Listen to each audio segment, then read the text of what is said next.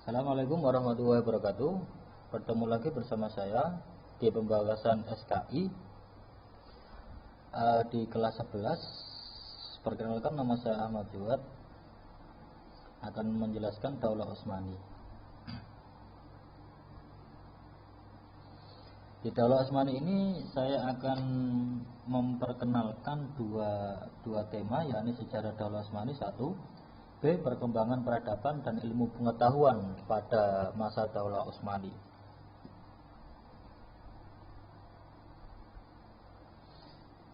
Nah, A. Sejarah Daulah Utsmani.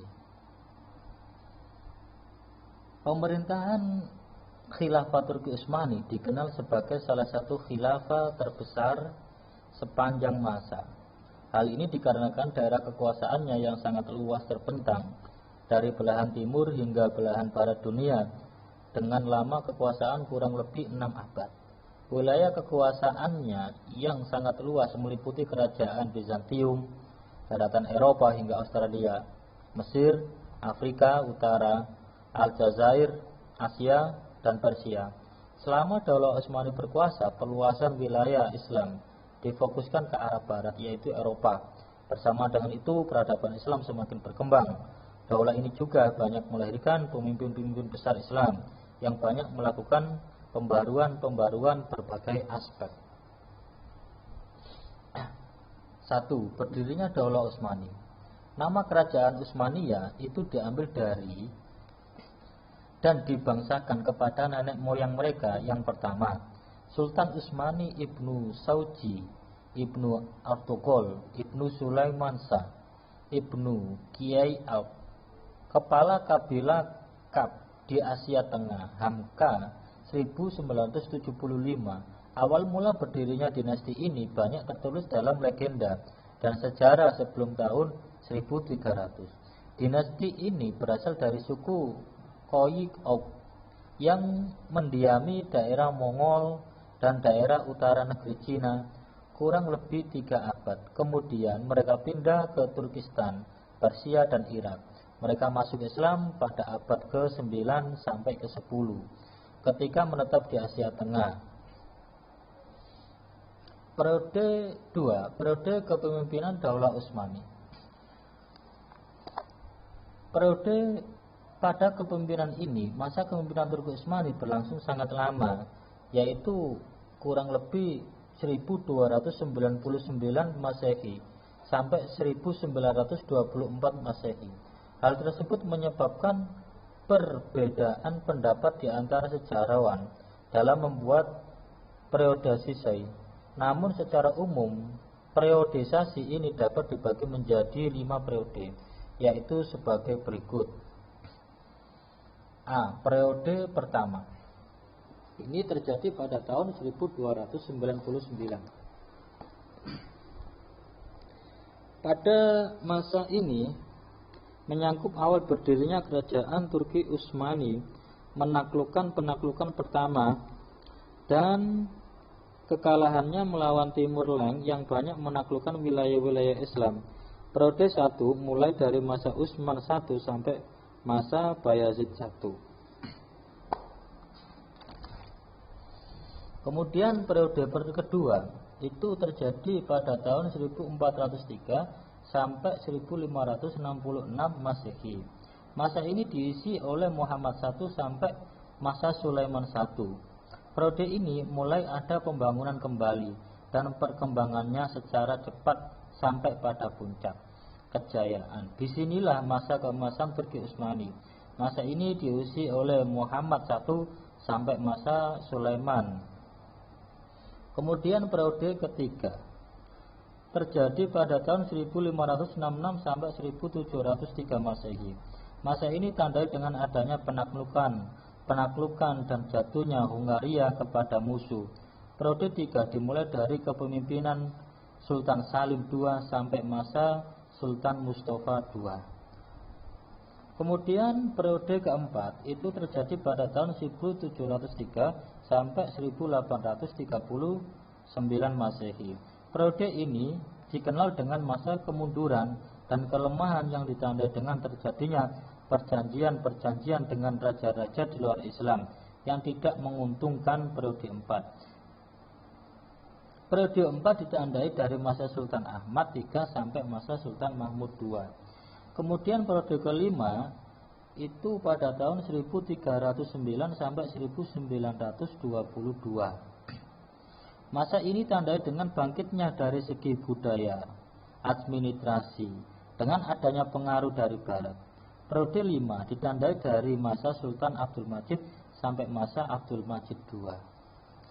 Kemudian yang ketiga, sultan yang berpengaruh dalam Daulah Utsmani. Ini penting diperhatikan. Daulah Utsmani mempunyai puluhan sultan yang silih berganti memimpin. Namun terdapat beberapa sultan yang berpengaruh dalam masa Daulah Utsmani, yaitu sebagai berikut. Sultan Utsman bin Artughul pada tahun 699 Hijriah, Utsman melakukan perluasan kekuasaannya sampai ke Romawi Bizantium. Setelah ia mengalahkan Sultan Alauddin dari Bani Saljuk, Utsman diberi gelar sebagai Padishah Al-Utsman, raja besar keluarga Utsman. Gelar ini yang dijuluki sebagai Daulah Utsmaniyah. Utsman berusaha memperkuat tentara dan memajukan negerinya, membuat peraturan untuk raja-raja kecil untuk memilih salah satu dari 3 hal, yaitu masuk Islam, bayar jizyah, atau berperang. B. Sultan Artughul bin Utsman adalah putra Utsman I. Sebelum Urkhan ditetapkan menjadi raja, ia banyak membantu perjuangan ayahnya. Dia telah menjadikan kota Borce sebagai ibu kota kerajaannya. Pada masa pemerintahannya, dia berhasil mengalahkan dan menguasai sejumlah kota di Selat Dardanil. Tentara baru yang dibentuk oleh Urkhan I diberi nama Inkiyaya. Pasukan ini dilengkapi dengan persenjataan dan pakaian seragam. Di zaman inilah pertama kali dipergunakan senjata meriam. 3. Sultan Murad I bin Urkhan.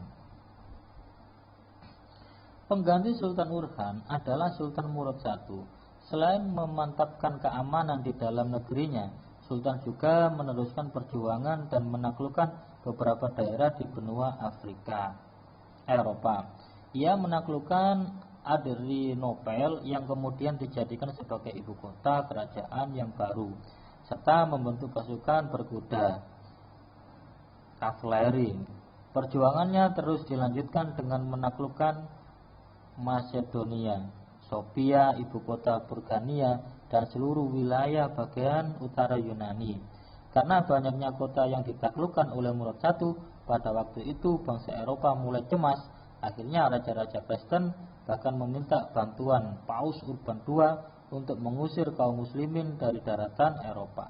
Maka terjadi peperangan antara pasukan Islam dan Kristen Eropa pada tahun 765. Peperangan itu dimenangkan oleh pasukan Murad I hingga Balkan jatuh ke tangan umat Islam. Selanjutnya pasukan Murad I merayap terus menguasai Eropa Timur seperti Somakov, Sofia, Monastir, dan Saloniki. D. Sultan Bayezid I bin Murad. Bayezid adalah putra Murad I. Ia meneruskan perjuangan ayahnya dengan memperluas wilayahnya seperti Aidlan, Sarukan, dan Mutayas di Asia Kecil dan negeri bekas kekuasaan Bani Saluki. Pengaruh Bayezid yang sangat besar membuat Paus cemas.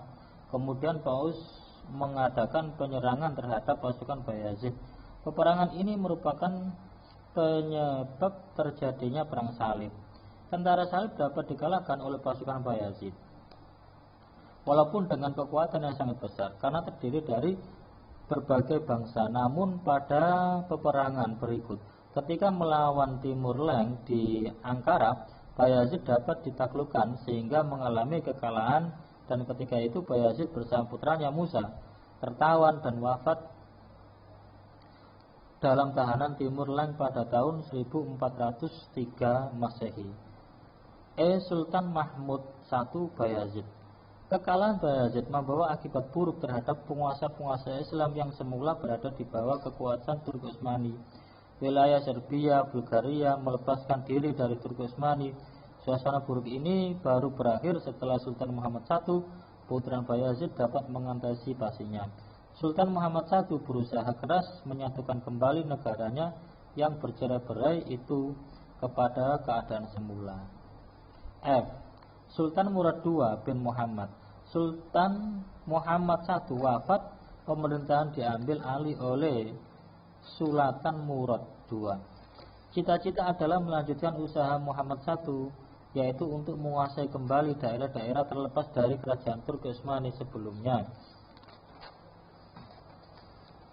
Kemudian ke Sultan Muhammad I Al-Fatih.